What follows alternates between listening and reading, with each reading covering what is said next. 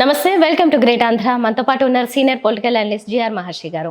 నమస్తే సార్. నమస్తే అమ్మా. సార్, హరిరామ జోగి గారు మరో ఉత్తరం రాశారు.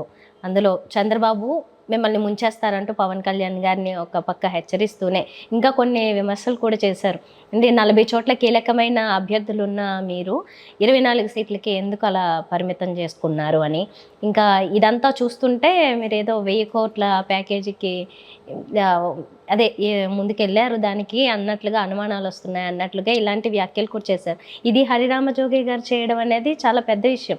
ఎందుకంటే ప్రత్యర్థులు ఇంకెవరన్నా ఏదైనా అంటే ఓకే, కానీ ఆయన అనడం అనేది దీన్ని మనం ఎలా చూడాలి? ఈ మొత్తంగా ఎందుకు ఈ ఉత్తరాలు పగబట్టారు ఆయన? నేను ఏమిటో వయసు అయిపోయింది అంటే, ఒకప్పుడు కాపు నాయకుల కోసం, కాపు సామాజిక వర్గం కోసం పనిచేసిన వ్యక్తి. ఆయన మనం తీసిపారేయదగిన వ్యక్తి అయితే కాదు. కానీ ఆయన ఏమిటంటే, ఆయన వాస్తవాలతో సంబంధం లేకుండా, వాస్తవిక పరిజ్ఞానంతో నిమిత్తం లేకుండా, ఈయన ఏదో కాపులకు అన్యాయం చేశాడు జనసేన పవన్ కళ్యాణ్ అనే రీతిలో విమర్శలు సంధిస్తూ వరుసపెట్టి ఉత్తరాలు రాస్తున్నాడు. ఆ ఉత్తరాలకి రీజనింగ్ లేదు. ఆయన మొన్న ఏం రాశాడు, ఆ తాడేపల్లిగూడెం సభలో చంద్రబాబు తేల్చి చెప్పాలి, వివరణ ఇవ్వాలి, అసలు ఎంత పవర్ షేరింగ్, పవన్ కళ్యాణ్ స్థానం ఏంది, అది ఏంది, ఎలా ఇస్తారు? ఒక ఉమ్మడి సభ పెట్టినప్పుడు పవన్ కళ్యాణ్కి ఇవన్నీ నేను చేయబోతున్నాను, అవన్నీ చేయబోతున్నాను అని ఆయనెట్లా చెప్తాడు, ఈయనెట్లు అడుగుతాడు? ఇప్పుడు 1000 కోట్ల ప్యాకేజ్ అనేది ఇన్నాకాలం ప్యాకేజీ స్టార్ అని అదని ఇదని వైసీపీ వాళ్ళు చేస్తున్నారు. సరే, వాళ్ళ ప్రత్యర్థులు ప్రతిపక్షంలో ఉన్నారు కాబట్టి వాళ్ళు ఏమైనా మాడతారు. ఇప్పుడు అంతా ఆరోపణల కాలమే కదా, నిజానిజాలతో ఏం సంబంధం ఉంది మీకు? పవన్ కళ్యాణ్ చంద్రబాబు దగ్గర ప్యాకేజ్ తీసుకొని ఆయనకు అనుకూల రాజకీయాలు చేస్తున్నాడు అనేది వైసీపీ వాళ్ళ ఆరోపణ. ఇప్పుడు కొత్తగా మళ్ళీ హరిరామ జోగయ్య గారు కూడా వచ్చేసి సీన్లోకి వచ్చేసి ఇదంతా ఒక పెద్ద ఉత్తరం రాశాడు. ఆయన ఒక 2 పేజీలు ఉత్తరం రాసి, ఆ 2 పేజీల్లో ఏం తేల్చాడంటే, ఇదంతా చూస్తూ ఉంటే ఈ పరిణామాలన్నీ కూడా నాకు 1000 కోట్ల ప్యాకేజ్ మీకు అందిందేమో నాకు అనుమానంగా ఉంది, అందరూ అనుకుంటున్నది నిజమేనేమో అని అన్నట్టుగా మాట్లాడాడు. ఇప్పుడు ఆయన కూడా 1000 కోట్ల ప్యాకేజ్ అంటే ఇంకా పవన్ కళ్యాణ్ ఏం చేయాలి, ఎటు పోవాలి ఆయన? అదే ఎవరు అంటే పర్లేదు, ఆయన అనడం కూడా సరే, ఆయన అని ఉండకూడదు అన్నాడు. సరే, ఇప్పుడు ఆయన ప్రత్యర్థి అనుకూల వ్యక్తి కూడా మనకు అర్థం కాని పరిస్థితి జనసేన వాళ్ళకి. అంటే ఈయన కూడా మొన్న సభలో మాకెవరు ఏదో సలహాలు ఇవ్వద్దు అన్నట్లుగా వాళ్ళని లెక్క చేయలేదు అన్న మెసేజ్ వెళ్ళింది కదా. ఇది కూడా ఉంది. మీరు మొన్నటి సభలో పేరు ప్రస్తావించకపోయినా నన్ను నేరుగా నా గురించే మాట్లాడినారు, అందుకే నేను ఈ ఉత్తరం రాస్తున్నాను అన్నాడు. ఆయన ఏమన్నాడంటే, అయ్యా ఇదంతా నాకు తెలుసు, జనసేన బలం ఎంతో తెలుసు, జనసేనను ఎటు తీసుకుపోవాలో తెలుసు, మనం తెలుగుదేశంతో కలిసి పని చేయకపోతే మన పరిస్థితి బాగలేదు అన్నట్టుగా మాట్లాడుతూ అనవసరమైన సలహాలు ఇవ్వద్దండి, ఎవరు నన్ను ప్రశ్నించొద్దండి ఎగిరాడు ఆయన. దానికి వెనక ఫ్రస్ట్రేషన్ వెనకున్న కారణం ఏమంటే, వీళ్ళిద్దరూ ముద్రగడ హరిరామజోగయ్య ఇద్దరు వరుసపెట్టి లేఖలు రాసి ఆయన జోరీగల్లాగా పుడుచుకొని తింటున్నారు. అంటే వీళ్ళదేం మనం తప్పు పట్టడానికి లేదు, కానీ 40 సీట్లలో జనసేన బలమైన అభ్యర్థులు ఉన్నారు అని ఎలా చెప్తాడు ఆయన హరిరామ జోగయ్య గారు? 40 సీట్లలో ఉన్నారు, 70 సీట్లలో ఉన్నారు, 80 సీట్లలో ఉన్నారు, అది ఎవరికి తెలుస్తుంది ఎవరు బలమైన అభ్యర్థులు ఎవరు కాదు, ఎట్లా చెప్తారు? కాబట్టి 40 సీట్లు తీసుకోగలిగిన పరిస్థితిలో కూడా 24 తీసుకున్నారు అనేది వాళ్ళ విమర్శ. సరే, ఇది జనసేనలో కూడా ఉంది. ఇది అంటే పవన్ కళ్యాణ్ తనకు అవకాశం వచ్చినప్పుడు గట్టిగా పట్టుబట్టుకోకుండా, కనీసం ఒక 40-50 సీట్ల దగ్గరైనా గట్టిగా పట్టుబట్టి సాధించుకోకుండా 24 అనేది చాలా చిన్న నంబర్కి ఆయన పరిమితం కావడం అనేది, అంటే వాళ్ళు ఇంతకాలము జనసేన అనేది రాష్ట్ర స్థాయి పార్టీ, పవన్ కళ్యాణ్ ఈసారి ఏమైనా సరే ఏదో చేసేస్తాడు అనే మూడ్లో ఉన్నారు కదా. ఈ మూడ్లో ఉన్న వాళ్ళకి ఇంత తక్కువ షేర్ తమకు రావడం అనేది హర్టింగ్గానే ఉంది. ఎవరికైనా హర్టింగ్గా ఉంటుంది. కానీ హర్టింగ్గా ఉన్నంత మాత్రాన పవన్ కళ్యాణ్ ఏం చేస్తారు? లేదు, నువ్వు నాకు 50 సీట్లు 60 సీట్లు ఇవ్వాలని చంద్రబాబుని డిమాండ్ చేశారు అనుకుందాం అనుకోండి. లేదండి, మీకు మాకు పొత్తు కుదరదు, మీకు అంత బలం లేదు, మీరు అన్ని సీట్లలో పోటీ చేసి గెలవలేరు అని ఏదైనా కారణం ఊరికి చెప్తున్నా, ఊరికి ఊహాగానంగా చెప్తున్నాను. ఇద్దరు విడిపోయారు అనుకోండి. ఇద్దరూ విడిపోతే చంద్రబాబు అయితే గ్యారంటీగా కొన్ని సీట్లు గెలుస్తాడు. అంటే విడిపోయినప్పటికీ, ఎందుకంటే వాళ్ళకి అన్ని నియోజకవర్గాల్లో క్యాడర్ ఉంది, బలం ఉంది, మాజీ ఎమ్మెల్యేలు ఉన్నారు, ఇప్పుడు ప్రజెంట్ పనిచేస్తున్న 23 మంది ఎమ్మెల్యేలు ఉన్నారు. వీళ్ళంతా లెక్కలు తీసుకుంటే తెలుగుదేశం గతంలో 40 ఏళ్లలో అనేక సార్లు అధికారంలోకి వచ్చింది. ఎన్టీఆర్ గారి హయాంలో వచ్చింది, చంద్రబాబు గారి హయాంలో వచ్చింది. కాబట్టి వాళ్ళకి ఒక పునాది ఉంది, ఒక రాజకీయ పునాది ఉంది. ఒకవేళ విడిపోయినా సరే వైసీపీని ఢీకుని గెలుపోవటముల సంగతి తర్వాత, అంటే ప్రభుత్వం వస్తుందా రాదా సెకండరీ, కానీ ఖచ్చితంగా వాళ్ళు కొన్ని సీట్లు అయితే సాధిస్తారు. జనసేనకు ఆ కాన్ఫిడెన్స్ ఉందా? జనసేన సింగిల్గా వెళ్ళి ఇది మా బలము, మేము ఇన్ని సీట్లలో గ్యారంటీగా గెలుస్తాము, 175 మేము పోటీ చేయదలుచుకున్నాము, 175లో ఖచ్చితంగా 30-40 మేము గెలుస్తాము అనే కాన్ఫిడెన్స్ ఉందా? ఆ కాన్ఫిడెన్స్ క్రియేట్ కావడానికి ఏమైనా ఒక నేపథ్యం ఏమైనా ఉండాలి కదా. ఈ 10 ఏళ్ల కాలంలో ఏమీ నేపథ్యం లేదు. మరి పవన్ కళ్యాణ్ పట్టుబట్టి పోరాడి సాధించి ఒక 70 సీట్లు 80 సీట్ల దగ్గర పట్టుకొని ఆ పొత్తునంతా విఫలం చేసేసి సొంతంగా పోటీ చేయడానికి వెళ్ళాడు అనుకోండి. పట్టుదలలకు పోవడం వల్ల ఇక్కడ ఉన్న సినారియో ఏమిటంటే పవన్ కళ్యాణ్కే నష్టం. చంద్రబాబుకి సయోధ్య అలయన్స్ వల్ల లాభం ఉన్నమాట నిజమే. ఎందుకంటే పవన్ కళ్యాణ్ కలవడం వల్ల వ్యతిరేక ఓటు చీలిపోకుండా ఆయన బలం పెంచుకుంటున్నాడు. అంటే ఆయన తన బలం పెరుగుతుందని నమ్మకంతోనే పవన్తో అలయన్స్కి వచ్చాడే తప్ప వీళ్ళకేదో జనసేనకి ఏదో విపరీతమైన బలం ఉండి మనకేదో జరిగిపోతుందని కాదు. వాళ్ళు కలిస్తే తప్ప మనం వైసీపీని ఓడించలేము అనే భయం ఆయనలో ఉంది. ఎందుకంటే గతంలో దెబ్బతిన్నాడు ఆయన. గతంలో ఆయన సభలకి లక్షలాది మంది వస్తూ ఉంటే తను ఏదో చంద్రన్న కానకి ఇచ్చేసినా అది ఇచ్చేసినా ఇది ఇచ్చేసినా అని ఒక భ్రమకు గురయ్యి ఆయన వైసీపీ బలాన్ని అంచనా వేయలేక, జగన్ స్ట్రాటజీస్ని అర్థం చేసుకోలేక చావు దెబ్బతిన్నాడు. ఎందుకంటే తెలుగుదేశం పార్టీ అంత బలహీనంగా అంత హీనంగా ఓడిపోవడం గతంలో ఎప్పుడూ లేదు. కాబట్టి ఆ భయం విపరీతంగా వెంటాడుతూ ఉండడం వల్ల ఆయన పవన్ కళ్యాణ్తో అలయన్స్ కోసం వచ్చాడు.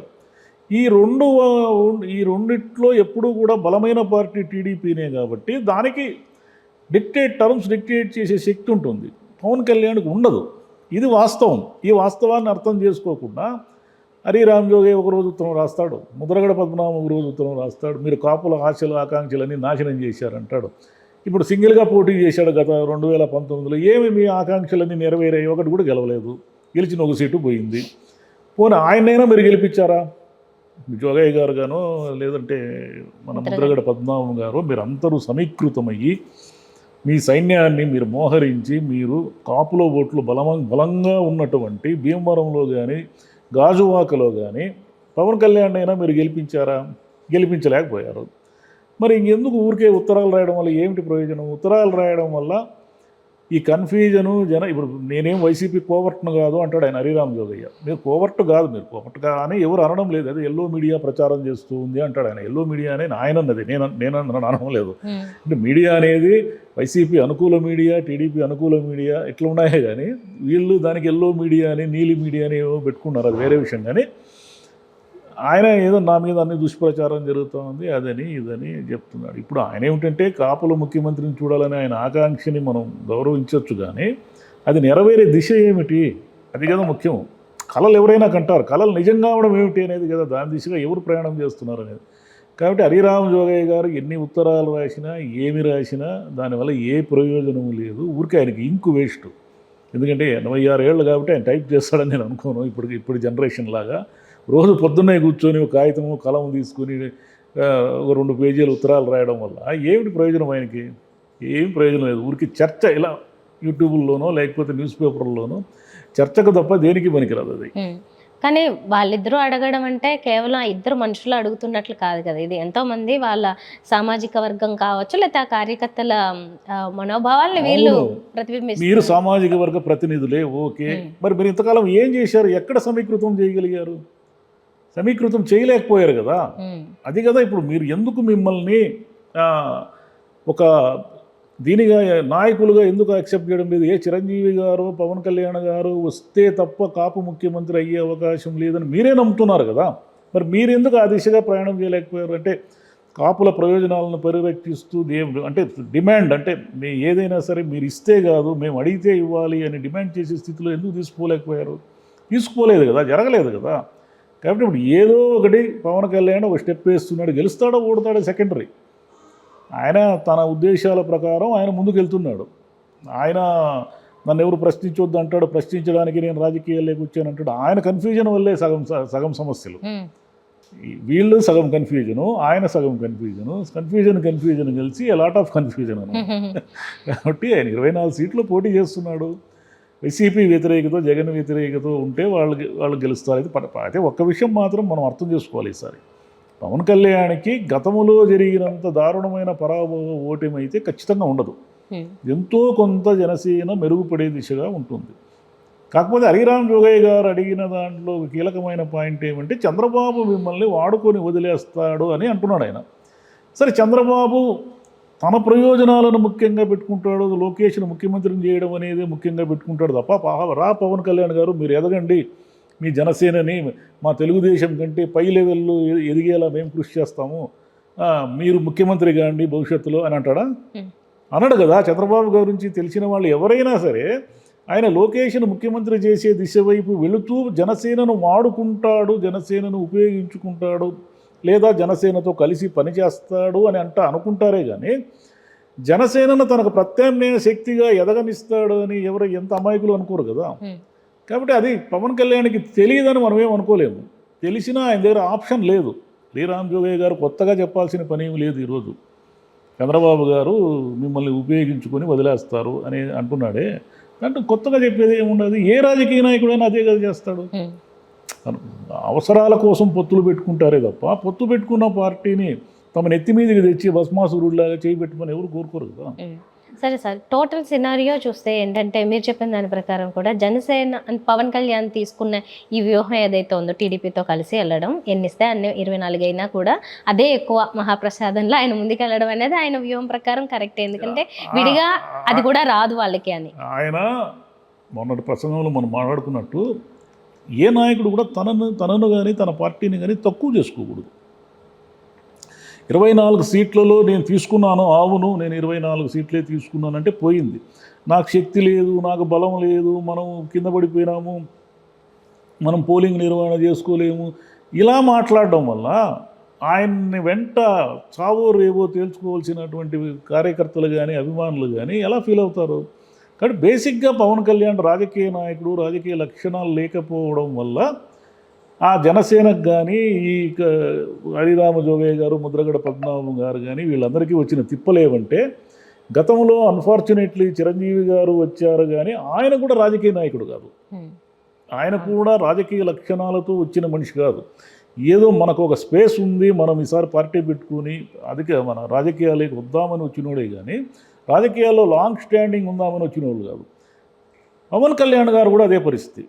ఈయన కూడా నేను 10 ఏళ్ళు రాజకీయం చేస్తున్నా, ఇంకో 30 ఏళ్ళు చేస్తానంటున్నాడే కానీ ఒక రాజకీయ పార్టీగా దాన్ని ఎదగనిచ్చే దిశగా తీసుకెళ్ళలేదు. ఈయన ఒక రాజకీయ నాయకుడిగా ఎదగడం లేదు. అది ప్రాబ్లం, అక్కడుంది ప్రాబ్లం. కాబట్టి ఆ ప్రాబ్లంని రెక్టిఫై చేసుకోవడం ఎవరి చేతుల్లో లేదు, అది పవన్ కళ్యాణ్ చేతుల్లోనే ఉంది. వీళ్ళు ఎన్ని ఉత్తరాలు రాసినా ఆయన తనను తాను రెక్టిఫై చేసుకోవడానికి తాను సిద్ధం కావాలే తప్ప వీళ్ళు ఉత్తరాల వల్ల ఏదో మారిపోయి స్టెప్స్ తీసుకుంటాడని ఎవరు అనుకోరు.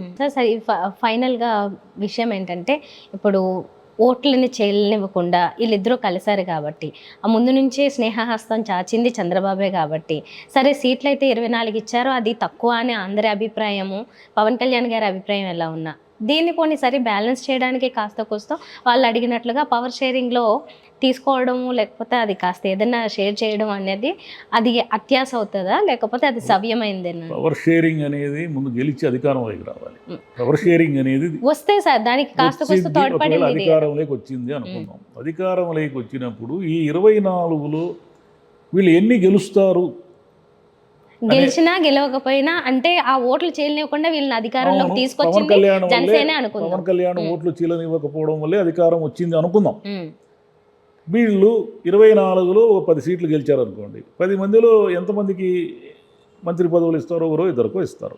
అది న్యాయమైన పవర్ షేరింగ్ ఏం కాదు. ఎందుకంటే మంత్రి పదవులు చాలా సంఖ్యలో ఇవ్వచ్చు కాబట్టి వీళ్ళకి ఒక 2 కంటే రావు. కానీ జనసేనకి ఎప్పుడు వాయిస్ పెరుగుతుంది, ఎప్పుడు బలం పెరుగుతుంది అంటే ఏ కారణాల వల్లైనా కానీ తెలుగుదేశం ప్రభుత్వం, తెలుగుదేశం చంద్రబాబు నాయుడు జనసేన సహాయం లేకపోతే ప్రభుత్వాన్ని ఏర్పాటు చేయలేడనే ఒక విచిత్రమైన స్థితి వచ్చిందనుకోండి. అంటే ఆయనకు ఒక 80 సీట్లు 85 సీట్ల దగ్గర ఎక్కడో ఆగిపోయి మ్యాజిక్ ఫిగర్గా ఆగిపోయి 7-8 సీట్ల దగ్గర ఆ 7-8 సీట్లు లేదా 10 సీట్లు జనసేన కలుపుకుంటే తప్ప ప్రభుత్వం నిలబడదు అనే ఒక చిత్రమైన స్థితి కనుక వస్తే అప్పుడు జనసేన ఆడిస్తుంది.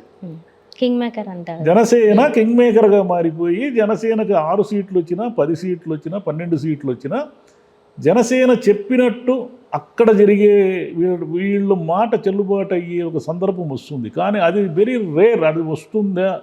మన ఆంధ్రప్రదేశ్లో ఆ రకమైన తీర్పు ఇవ్వడం ప్రజలకు ఎప్పుడూ అలవాట్లేదు. వాళ్ళు ఎటో ఒకవైపు తేల్చేస్తారు. కర్ణాటకలో లాగా కన్ఫ్యూజన్ గేమ్ ఉండదు మన ఆంధ్రప్రదేశ్ ఇప్పటి వరకు. ఇక ముందు తెలియదు. Okay sir. ఇంకా ఈ ఉత్తరాల పర్వం ఇలాగే ఎప్పటి వరకు నడుస్తూ ఉంటుందో, దానికి ఎప్పుడు చెక్ పెడతారో. ఆయన పెన్నులో ఇంకా అయిపోయినప్పుడు చెక్ పెడతారు. Okay, that's it. Thank you sir. Thank you అమ్మా.